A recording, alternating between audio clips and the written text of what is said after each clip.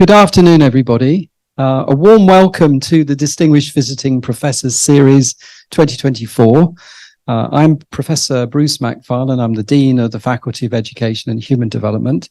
It's my privilege today to introduce to you the latest in our faculty's Distinguished Visiting Professors, and that is Professor Susan Edwards. Professor Edwards is Director of the Early Childhood Futures Research Programme and Head of Discipline for Early Childhood Education at the Australian Catholic University in Australia. Professor Edwards is an early years educator with a keen interest in the contemporary challenges and issues facing young children and early years teachers. Her research focus is on the play, learning and developmental opportunities afforded to young children growing up in a digital society. She has led and co-authored 2 national policy statements for the early years, including the Early Childhood Australia Statement on Young Children and Digital Technologies and the Playgroup Australia Statement. She's the immediate past editor-in-chief as well of the Australasian Journal of Early Childhood, having achieved the highest impact factor in the history of the journal during her term of office. Professor Edwards has a career total of 6 Australian Research Council grants. That's a little bit like 6 GRFs, but possibly even harder, much harder, I would say, to get. With 4 of these as the first named chief investigator. She has published in high impact journals in her field, including Computers and Education, the British Educational Research Journal, and Educational Research Review. And she's published a number of single-authored and edited book collections with leading publishers, including Sage, Routledge, and Cambridge University Press.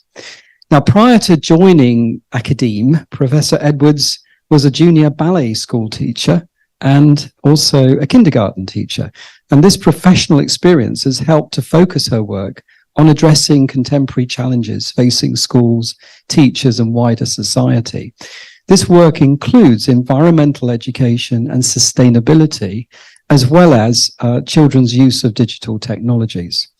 The main focus of her work, digital health and safety for young children, is, I think, undoubtedly one of the most pressing challenges facing society today, not just schools, but wider society. Professor Edwards' work is also having a real impact. She has campaigned to improve the online safety of children, to improve learning, play, and socialization skills.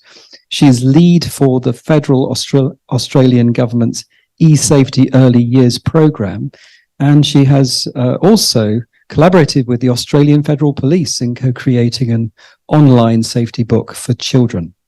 Now, in this lecture, Professor Edwards will discuss how perspectives on technology have changed from technology as tool to technology in society over generations. And she will also explore how technological determinism has shifted in recent years in understanding the relationships between people, technologies, and society using critical constructivism as a theoretical lens. We are greatly looking forward to hearing what Professor Edwards is going to say, followed by a panel discussion. And while listening to Professor Edwards, I would encourage everyone to participate by posting questions and comments online, or in considering questions that you may wish to ask at the end of the lecture as members of our live audience here today. These questions and comments will be shared during the panel discussion that will follow the lecture. So without any further ado, please join me in giving a very warm welcome to our distinguished visiting professor, Professor Susan Edwards. Thank you for that beautiful warm welcome. Thank you everyone for having me in your university as a guest this week. It's such an honour to be here and learning with you and exchanging and sharing ideas.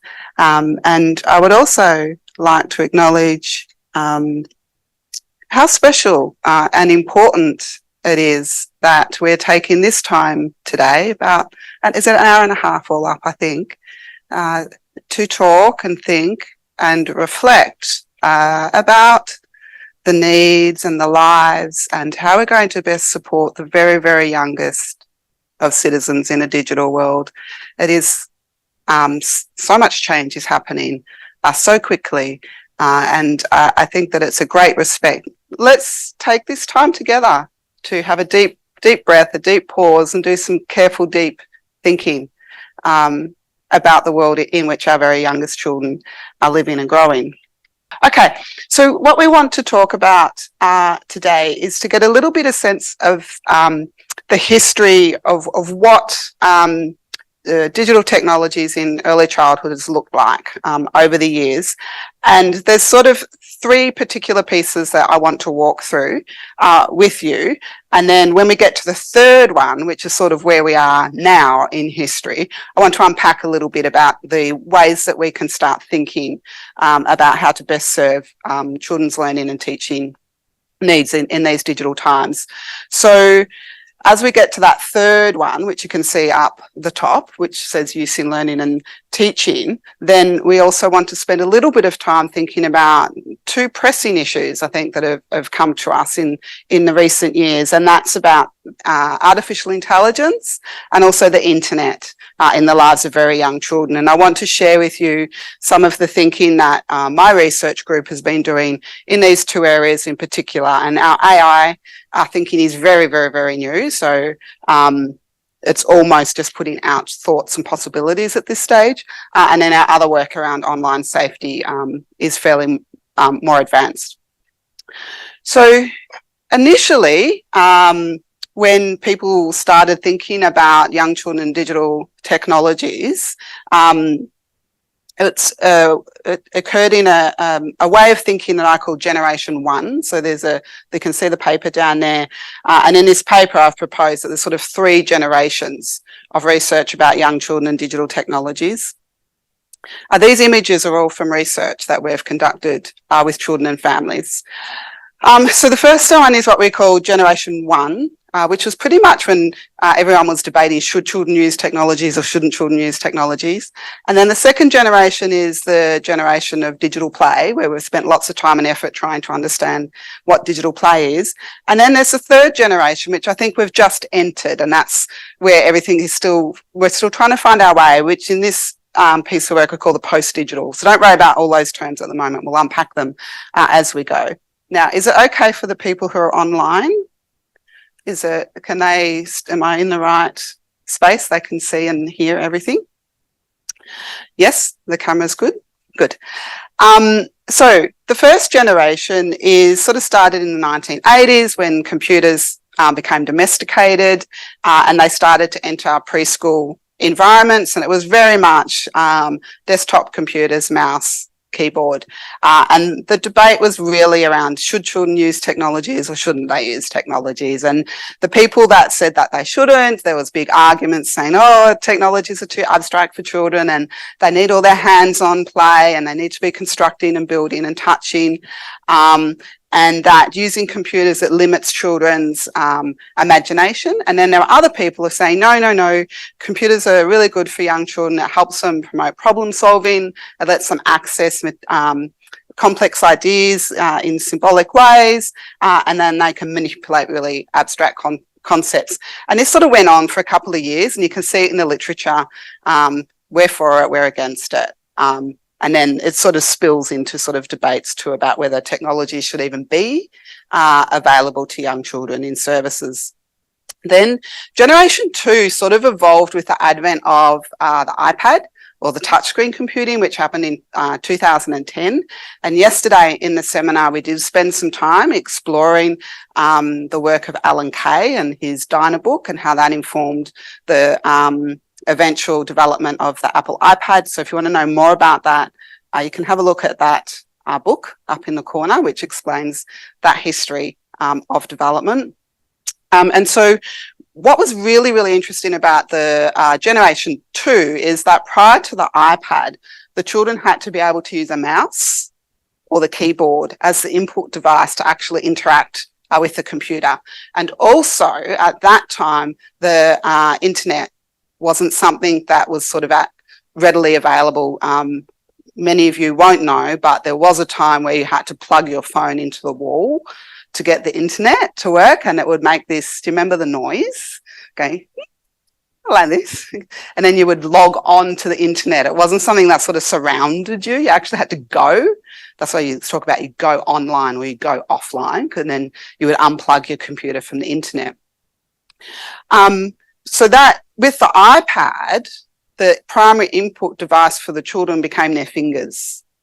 So they didn't have to have the coordination for the mouse, or they didn't have to have the literacy skills for the keyboard. And because the iPad could use video and icons and audio, they didn't have to be able to read, because the original internet was all text-based.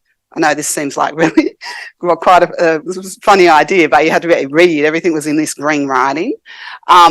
But then, so the children could get their instructions, or, know what to do on the iPad, because it would be a voice talking to them or a video, and then they would interact. And so this is at the point that the sort of the barrier between children and technologies and children and the internet sort of became removed, because the interface was the same as the modalities that young children use to interact with the world. Does that make sense? And so this is when we got lots and lots of research around digital play. And instead of people saying they should use it or they shouldn't use it, people are like, well, it's part of life now. We really should be doing digital technology in their education. And how are we going to do this? And we know that children learn through play and they're using these technologies. So let's interpret this. Let's understand this as digital play. Yeah. And so then there's lots and lots of research. What is digital play? What does it look like? How do children do it? How do we support it? And there was lots of, ideas that came from cognitive constructivism, sociocultural theory, and Jackie Marsh, in particular, using the typologies of play, to talk about different ways of using digital play. So now we hit generation 3, which is, I think, where we are at the moment. And so some people call where we are at the moment, have you heard of the term post-digital before? Is this a new, some people have, some people haven't. Post-digital is basically the idea that once you had to sort of log on to the internet, or you had to actively seek out a device or a computer. And post-digital is the idea that that time, which we might have called a digital time, we've moved past that. We're post thinking about digital as something that you specifically go to do. And now in the post-digital, the digital is part of us. Yeah. So even as I'm whacking at my microphone, which is a digital microphone, and it's on my body, so the digital is actually part of us. And so, there's a little example here of a sleep monitor for the baby. So that once we would have just put the baby down to sleep and then would go back when they woke up. Now that we monitor the baby and we can check on our phone that the baby's okay, or because I've just been experiencing travel, everything is very digital in the travel. So the facial recognition when you go through the airport, or locating yourself in space and time, like it's almost miraculous to me that I can change countries and my phone knows where I am, and it even changes the time, and then when I log on to Uber, it's like it knows exactly that I'm in Sha-Tin. And it's like, but I was in Melbourne. And so our human practices, there's a person called Feinberg. He's a very, very important thinker in philosophy of technology. And he talks about the fact that now what we do, our practices, human practices, so practices are things that we say, we do, and how we relate. Our practices are imbricated with technologies. And so that's that notion of post-digital, yeah? And a big part of post-digital is internet and AI. Is that okay for everyone? You going all right? Okay, we've still got a bit of time. This button. Thank you. Okay, so here we are located now in the post-digital. So you're okay with where we've just been and what we've just done. So we've talked about generation 1, generation 2, and now here we are in generation 3. And we're dealing now with all these issues around AI and the internet, particularly as they pertain to very, very young children, because the very young children often, even before they're born, will be experiencing the internet and AI. So if parents take a photo of the scan and post it on social media. So the child's not even born yet, and they're already experiencing the internet, interacting with the internet. They've already become imbricated with the digital. So still not born, but have been turned into data, have been put on social media, and their presence is circulating on the internet. So how are we going to think about this? What are we going to do about it?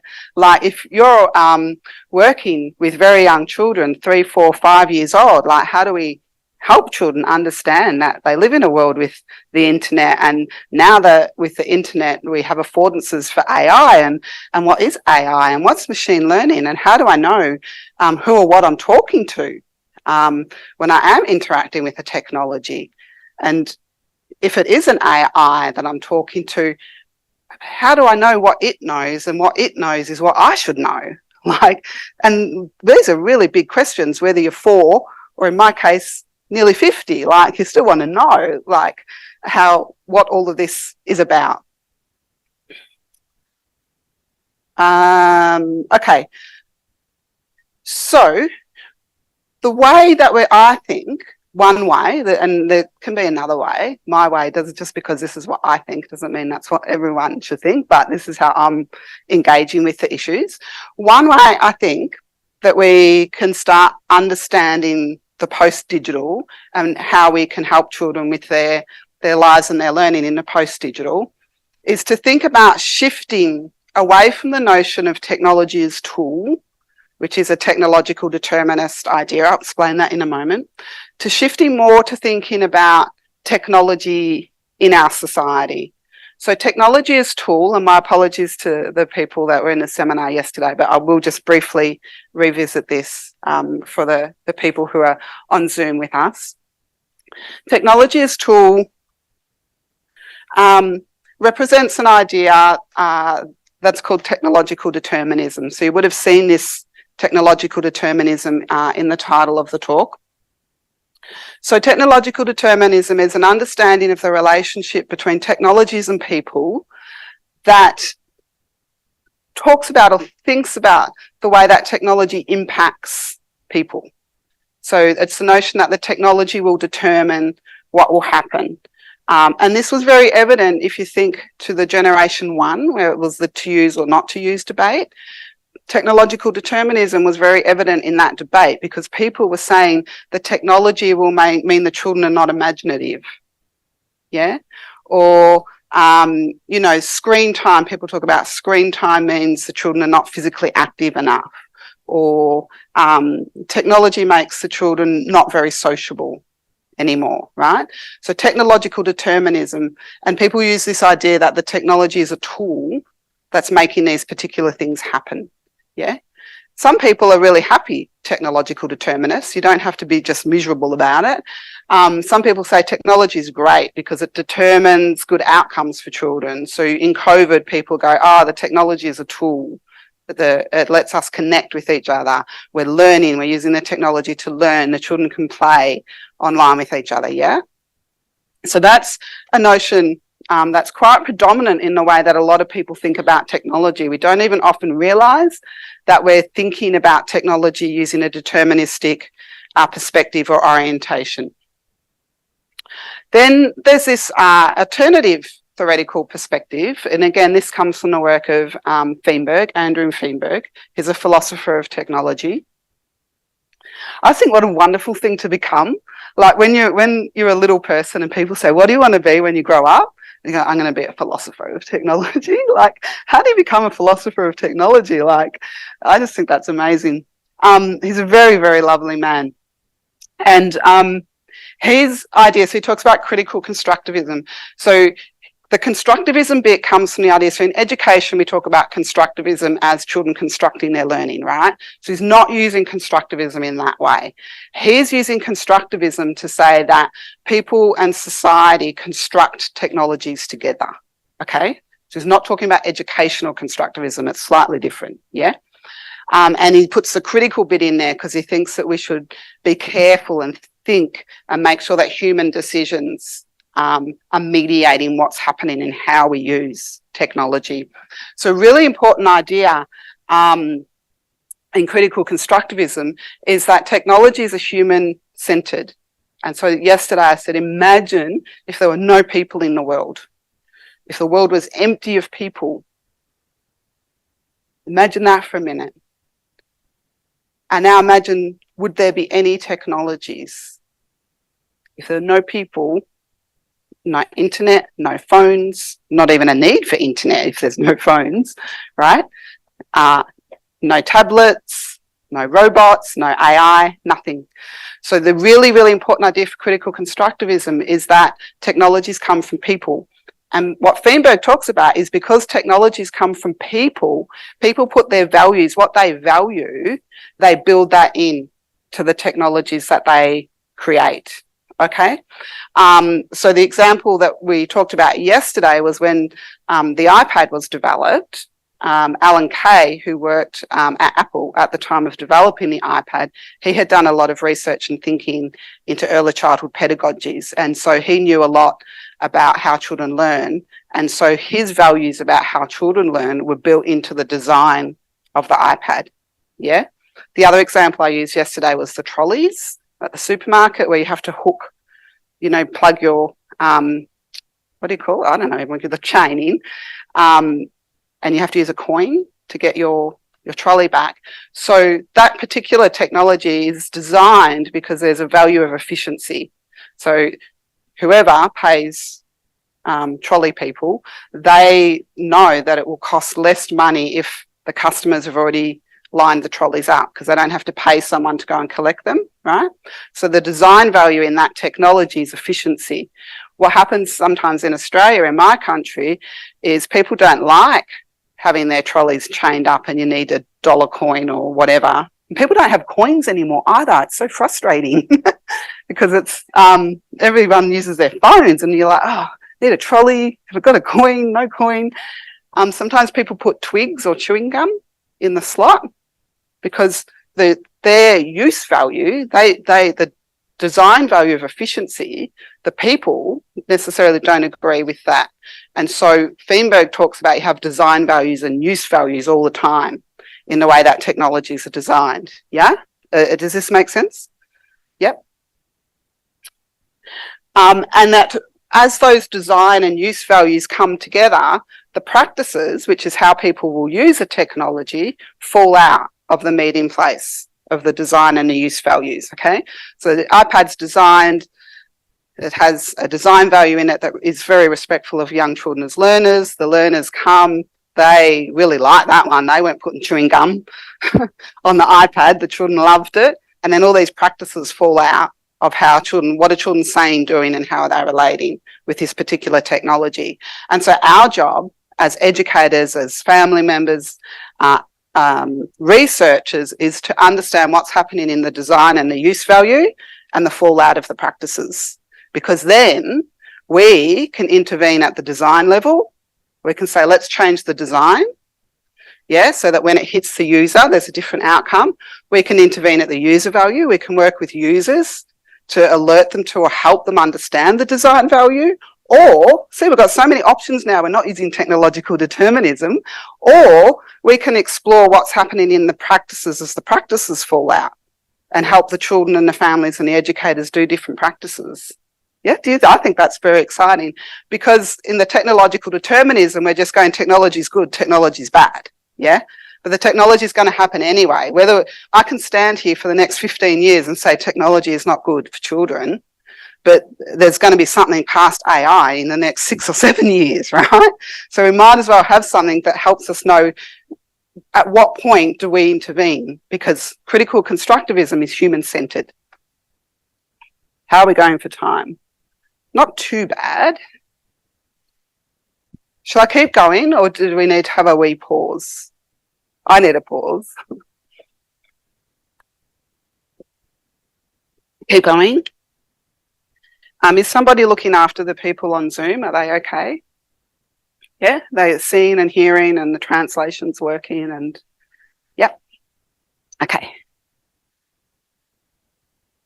So, here we are again. So remember, we've located ourselves. We're in generational 3. We're understanding we're in the post-digital. And we're going, okay, so if we're in the post-digital, how are we going to deal with AI and the internet?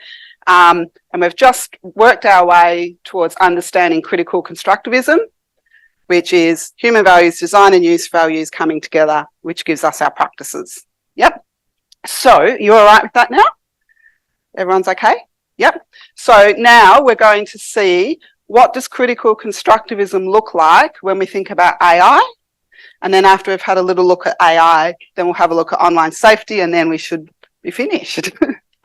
So let's think about AI first. So as I said, this is very, very, very new work for my group. We really only started this work and this thinking in the middle of last year, because AI suddenly, I think, well, AI has a long history of development, actually. People have been researching AI and developing AI for a very long time. But I think what happened is that with the launch of something like ChatGPT, or AI suddenly being in your social media, like now when you go on Instagram, do you see there's a little AI at the top that's going, ask me about anything you want. Is that happening in your Instagram? It's happening in my Instagram. And so then suddenly AI captured a lot of attention because it became very accessible, and it's become very embedded in our lives. So one thing that I realised when we started looking at AI last year, because I was just going around going, oh yeah, AI in education, AI and education, and I'm, just sort of talking about it. And then I think I should always make sure I read before I talk. So I did go away and do the reading, and looked very carefully, started to look carefully at the literature. And I didn't know this, and maybe you knew it, or maybe you didn't, but there's actually sort of 2 domains or 2 ways of thinking about AI. And so there's what can be talked about or understood as AI in education, which is often shortened to AIED. And then there's what's called AI and education, which is AI and ED in the literature. So broadly, AI in education is about how people try to use AI to make learning better. And this is where you'll hear people talk about using AI to personalise learning. Or what we're seeing in Australia is that AI has already been developed, and the educators can make a note or observe something about the children, say that they've observed the children, build in some blocks, and they just write the observation into the AI. And then the AI does all the analysis and gives it back to the teacher and says, oh, these children have done that, and that outcome against your Australian Early Years Learning Framework, and here's some suggestions for what you should do next, okay? So this is AI being used in teaching and learning. AI and education is the argument that, and this is what I talked about at the start of the lecture, that we need to know, and probably children need to know too, when are we using AI? When is AI happening? And what is AI? And when AI is being used in our lives, on what data sets has AI been trained on? Because if we don't know what data set it's been trained on, we don't necessarily know how it's come up with the answer it's come up with. And my gorgeous new friend, I hope I can, or colleague, Wei Peng, has published some beautiful work already on AI in the early years. And he did use a piece of AI called AI for Oceans, which is fabulous. And if you haven't looked at it, you should go and look at it. It's intended for very young children, isn't it? Yeah, to help very young children understand the concept of machine learning. But it was probably the best understanding I've actually ever had when I played with it. Also of what AI is. So I think that these notions of AI in education and AI and education are a bit hard for us to sometimes remember which one's which. And so because then that gets a bit confusing, it's like, which one is it that someone's talking about? If you're at a meeting with other educators, or you're at a university and you're trying to decide, are the students allowed to use AI in their assignment, and you're all chatting away, and some, AI in, AI and, which one are we actually talking about? And we can get very confused about which one is which. And you can see this confusion is actually perpetrated in the media as well, where you just get AI in, AI and they sort of feel like, it's hard to remember. So in our work, what we're trying to do is just like calm it down a bit so that we can find a handle that helps us remember which one is which. And so we're using the notion of AI pedagogies. So that's AI, like the educator might pop the observation in the AI, or AI which is used to personalise children's learning. And then AI literacies, which is all about the design aspects, the ethics aspects, understand how the machine learning is actually happening.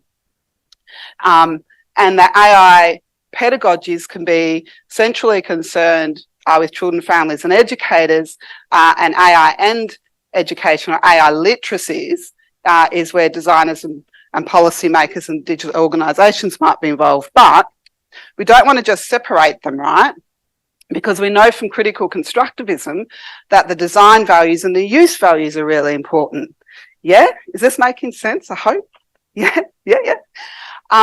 So the design values, so AI design, so what's happening in the design, and we need to know then what's happening in the AI use, right? The pedagogies. So how are they going to come together, and the practices that are going to fall out? And so what we're trying to do, and this is a piece of work that's so fresh that we haven't won the money for it yet, but maybe we will, because we've been shortlisted for an Australian Council Discovery Project application. So we'll go in maybe in about 4 weeks.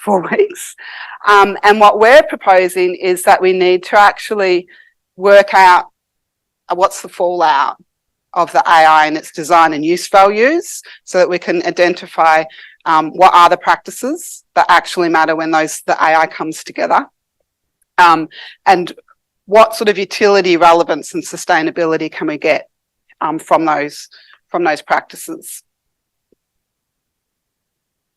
Okay, I've got 7 minutes left. There's something I wanted to say, but I forgot. Maybe it will come back to me.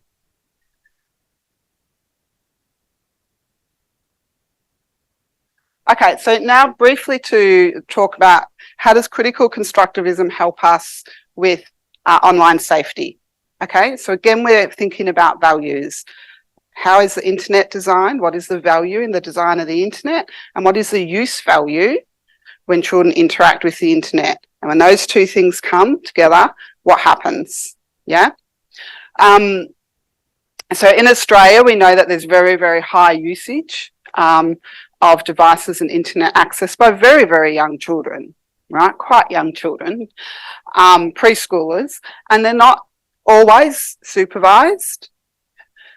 We can see also in Hong Kong that young children are being provided with devices.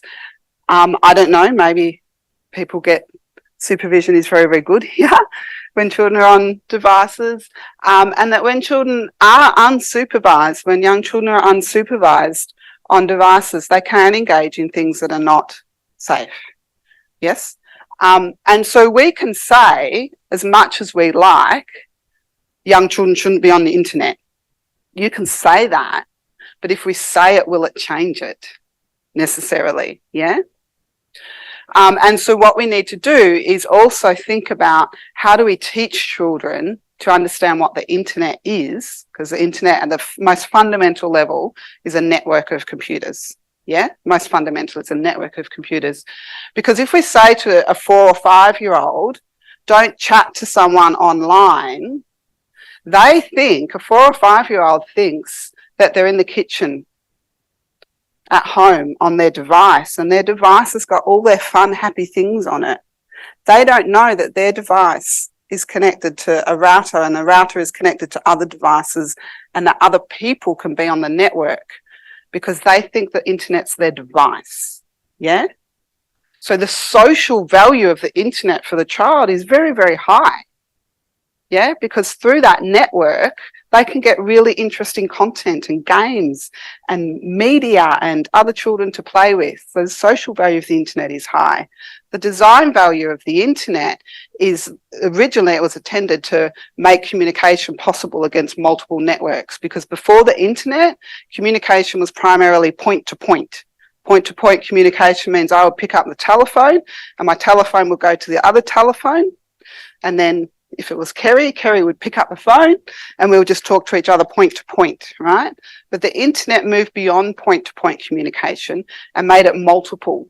So that if I pick up my phone and I want to talk to Kerry and that point was broken or whatever, and the message couldn't get to Kerry, it would just divert through the network so I could still reach Kerry, right? So the design value of the internet was on the idea that you could access, yeah?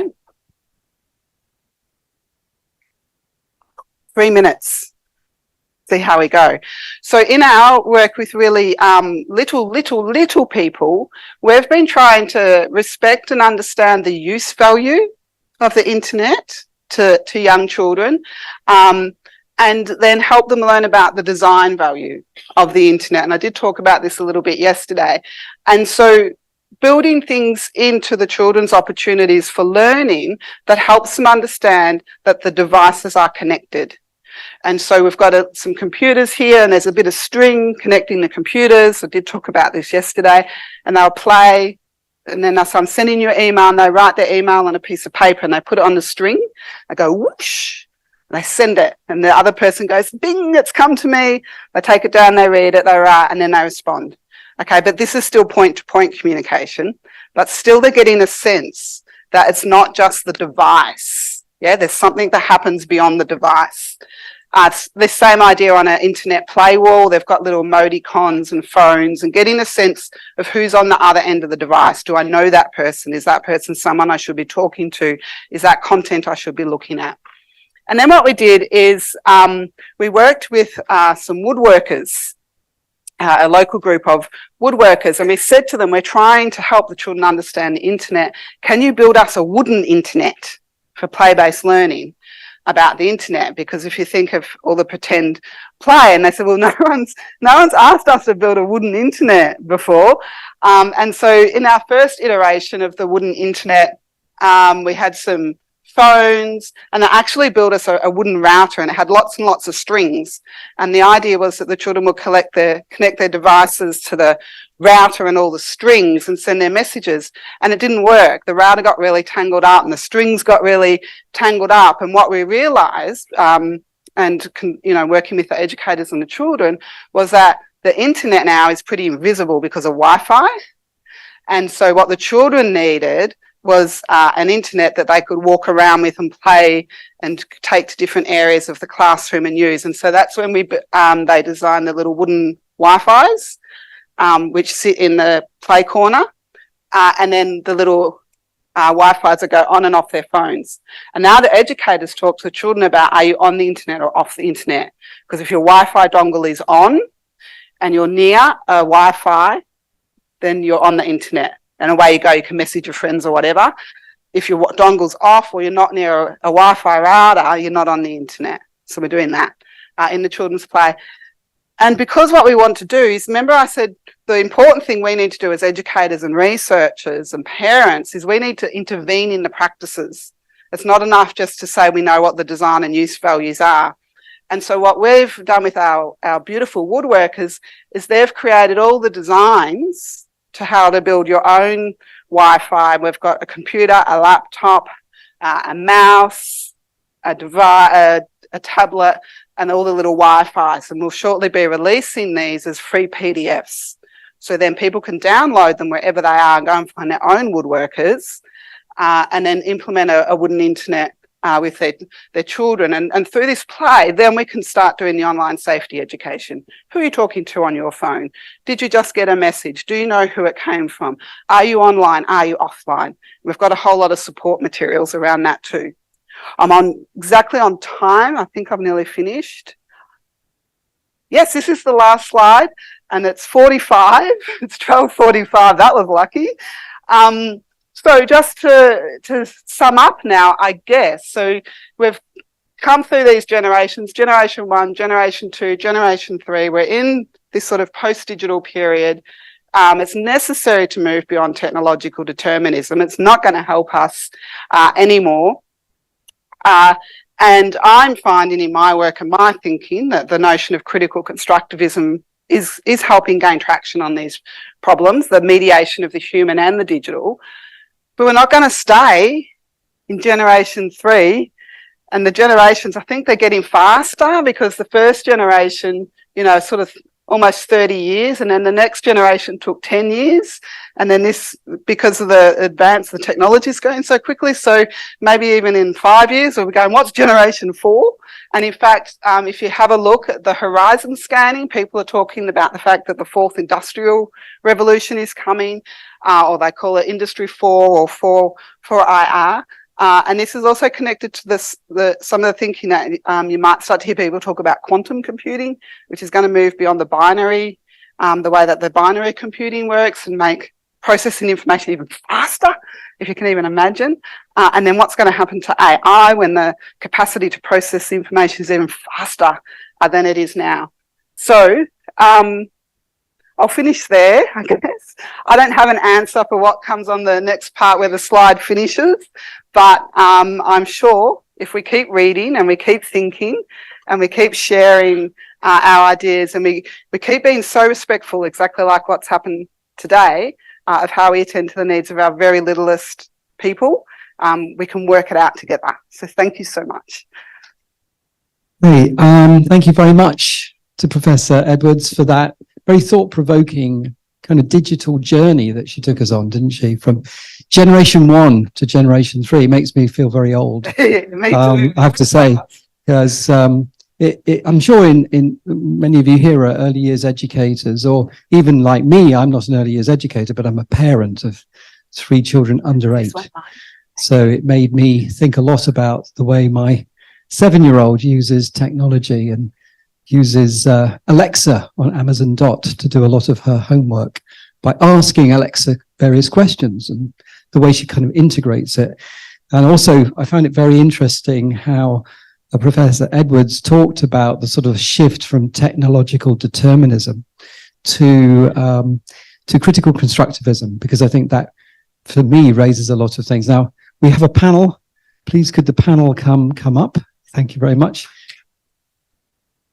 And just while the panel are getting seated, and they'll be introduced in a moment, it made me think about calculators. You know, when I was at school, leaving school in the late 70s, all the debate was about pocket calculators and how they were destroying everyone's mathematical skill set.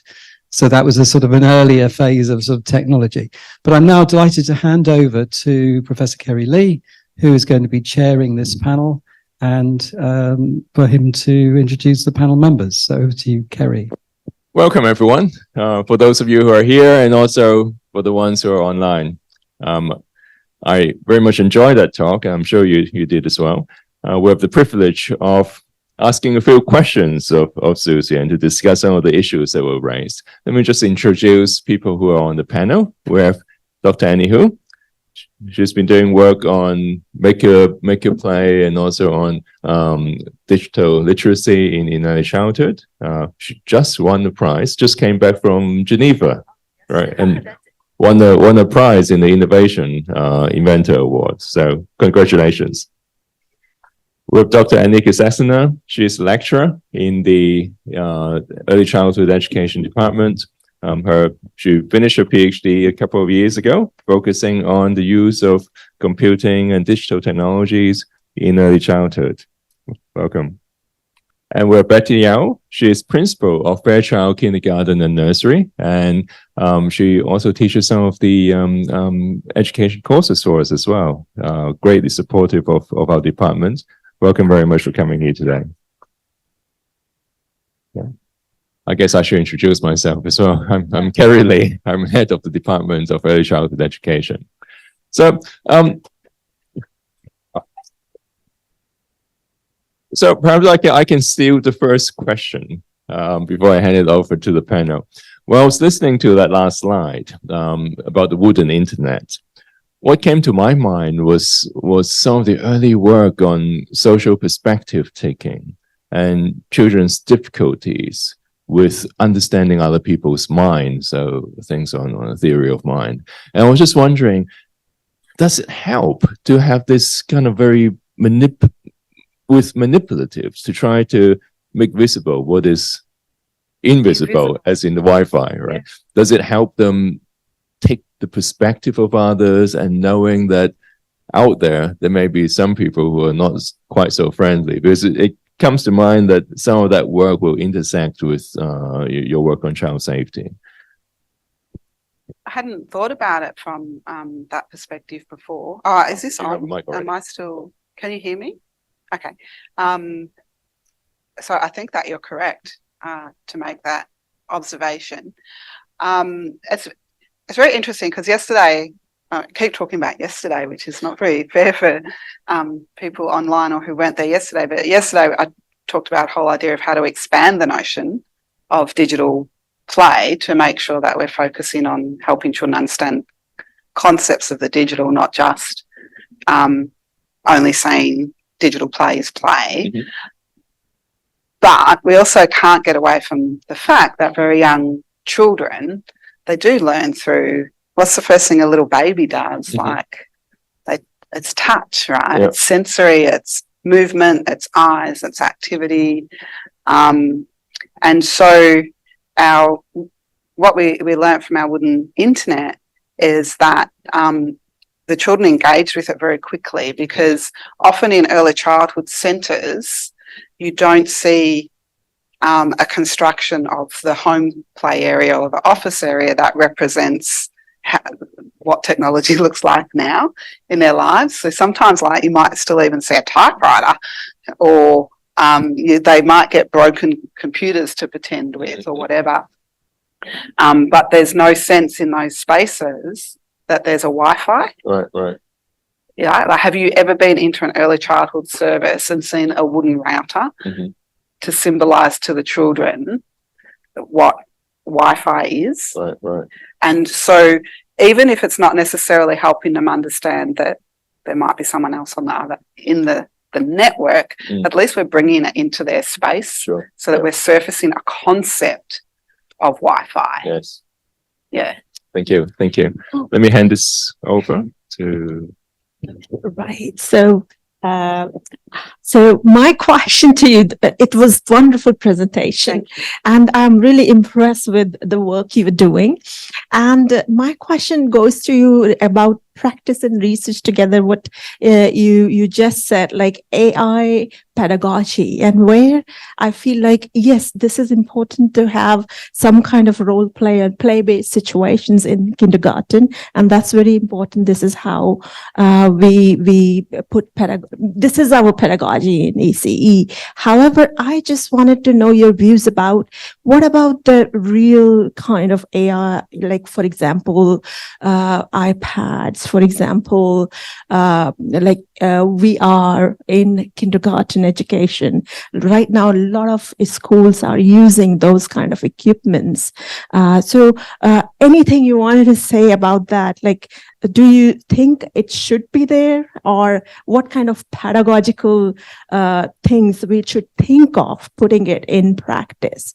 What do you think it's good for the students? Yes. Do you mean a device or AI? The devices and also the use of AI in different ways. Yeah. So what do you think of, where do you see it's going, and what it will look like in coming years? Yeah, thank you for asking that question, because remember when I got lost up there and I said there's something I was about to say and I've completely forgotten what it was, and then when I sat down here I remembered, and your question is perfect for that. So when we're conceptualizing AI pedagogies and AI literacies, the reason that's important, apart from the fact that it's easier to remember AI pedagogies than AI in ED, and AI literacies as AI and ED, so that's helpful. But so in early childhood we have a history of pedagogies, so we know that pedagogies is how children learn and how we help children learn, okay?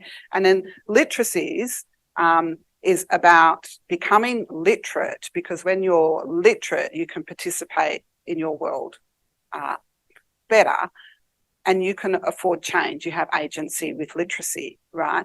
Now, in early childhood, pedagogies help children achieve literacies. How we teach them, do you know what I mean? Like, our approach to teaching and learning helps children learn to be literate. As children become literate, they engage in their pedagogies more effectively. right? So pedagogies and literacies are relational. Our concept of AI for education is about the relationship between AI pedagogies, as we're using AI in teaching and learning, AI literacies that informs appropriate AI pedagogies, right? So it's not going to work if we think of them as different things. We're going to have to deal with it. Right. We might say, well, I don't think young children should be engaging with AI, but that's not going to stop an educator using AI to get a faster observation. Yeah. So just because the educator is one removed from the child doesn't mean the child effectively didn't use AI. Right. Do you know what I mean? Yes, I understand. Yeah. It's very similar to digital literacy, education in like what we do in kindergartens and even primary years, just to educate students, like, you know, how to use technology and how to use, just to educate them that how digital education works these days, what it's right to do, what it's not right to do, what other ways. Yeah, absolutely. I get really, really insightful with your answer. Thank you so much for answering. Thank you. Thank you. Well, it was wonderful to hear your sharing. Thank you so much. I love the concept of the wooden internet, and I'm looking forward to the the PDF coming out so that we can buy one or build one in our school. You can't buy it, you have to make it. It's going to be free. There's absolutely a new product that you can launch, right? Yeah. I guess my question really relates to, I mean, over the last few months, I've realized that the children in our kindergarten don't use this gesture for the phone anymore. No. They use this, right?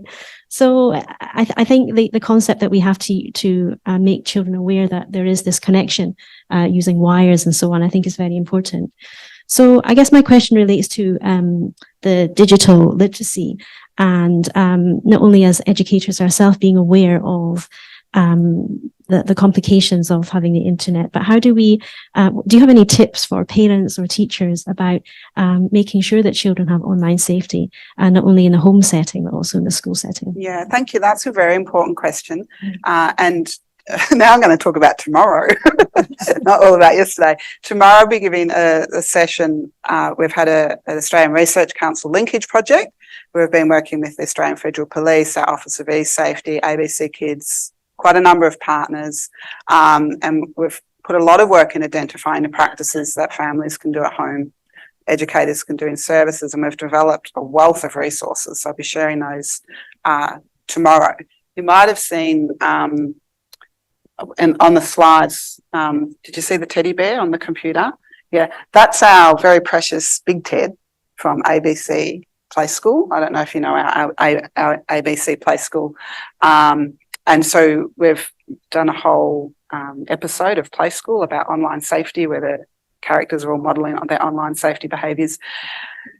The big advice really is supervision, which is really, really hard because we know that devices are helpful when you've got really young children. You need to prepare a meal, you need to get dressed in the morning, or you've got more than one child, and so it's helpful to give a child a device because you can go and do other things. Supervision is absolutely key.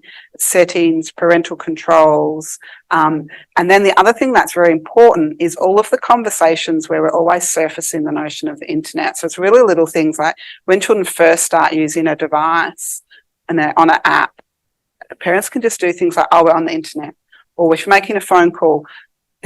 We know this is Auntie, this is a safe call to make. Or when the phone rings or a text message comes through, it's very little, but our parents can say, oh, yes, this is from brother. Tiny things that they just say, that as the children are growing up, they're hearing that, and that notion of knowing. Thank you. There's another new product, your Play School. Thank you so much for the sharing. So actually, I'm the fans of academic fans to follow the readings for years from the generation 1 maybe to the generation 3. So I have a question about the teacher education. So I teach a course related to the technology used in the early years. And I find we are doing the equipment for our teacher we try to use AI or already getting some very digital toys or the 3D printers, or even we create digital stories, or a lot of new technology, not a lot of tools. Then I think that our teacher now is in the generation 3. If they graduate or equip it, but we find it when we send them to the kindergarten to the teaching practice, the teaching field experience, such like the internship, then they are in the generation 1. Yeah. Yeah. So they find the kindergarten, they are restricted to using the technology. They said 1 hour. So the teacher need to find the priority for sharing, using screen or using technology. So they find confused actually. So I'm asking if any suggestion or your observations or recommendations for our teacher education to face this. We equip our teaching in the higher level generation 3, but in the real practice, they're facing the different situation. Even they have no mentors, or the school are not, or still in the use it or not use it. But I'm sure that some kindergarten the students, they are already the family already in generations 2 or 3, but the situation in the practice in classroom are different. So any suggestions or input? Thank you. Thank you, Annie. It is an important question. And I think that what's important now is that we need to think about technology as a mindset, a way of being, not just a thing. Because everything's so integrated with the digital, if you only think about it as a thing, you'll go, well, they don't have technology in this service, right? And it's not necessarily whether the children are growing up with a technology in their service, as opposed to the extent that the educators are helping children understand how to live in a digital society. And so that's why things like the wooden internet are very helpful, because an educator who's not comfortable, doesn't know how, or doesn't feel comfortable, or isn't ready to do a digital story or use a robot or whatever, they know how to work with play. They know how to, I'm sure that there's, cooking utensils somewhere for the pretend play. There'll be other things, I don't know, like you tell me what's in your service, what pretend play things.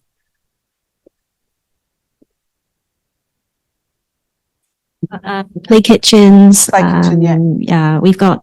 You mentioned typewriters. We do have typewriters. Sorry. Yeah. I mean, of cars and trains. Those kind of the things. Replicas of the world. Correct. Are in the service, right? Trains, cars, cooking, Correct. replicas of the world. Correct. Where is the replica of the digitality, right? So if you can get, even if it's a replica, then the children still get to experience digitality in their service as they experience it in the world. Once it's there to be experienced, then you can start surfacing it for the conversation. So it doesn't matter per se if the robot's there or the robot's not there. Even if it's a pretend robot, you're still opening the concept of what is a robot, what do robots do in our world. It doesn't have to be a working robot. It's that shift out of technological determinism into a different mode of thinking. So I think what matters is not the presence of technology, but a mindset of digitality. Yeah.